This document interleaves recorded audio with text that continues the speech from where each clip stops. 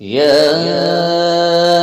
أيها الذين آمنوا استعينوا بالصبر والصلاة إن الله مع الصابرين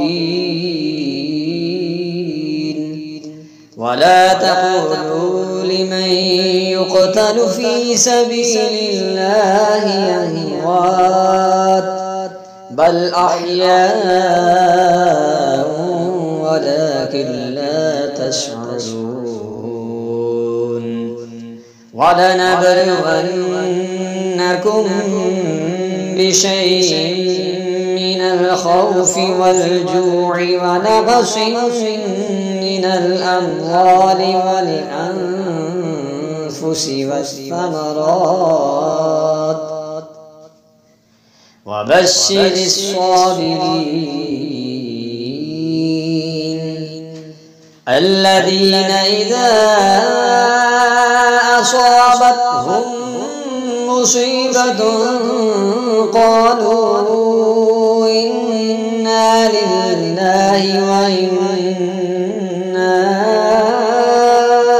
إليه راجعون أولئك عليهم صلوات من ربهم ورحمة وأولئك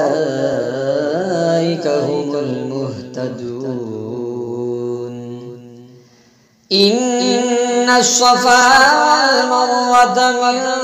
شعائر الله فمن حج البيت أو اعتمر فلا جناح عليه أن يطوف بهما ومن تطوع خيرا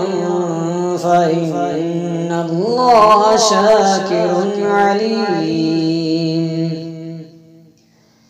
إن الذين يكتمون ما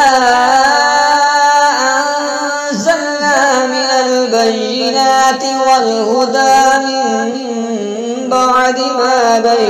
بيناه للناس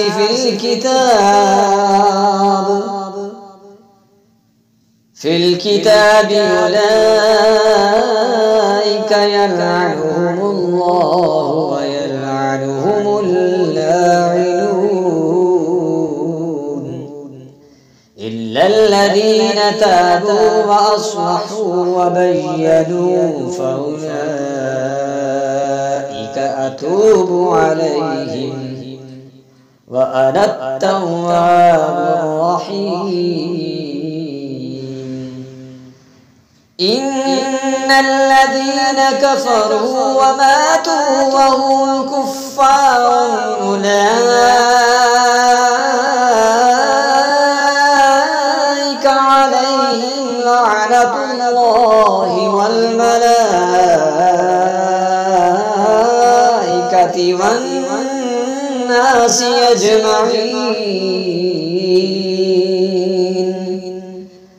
خالدين فيها لا يخفف عنهم العذاب ولا هم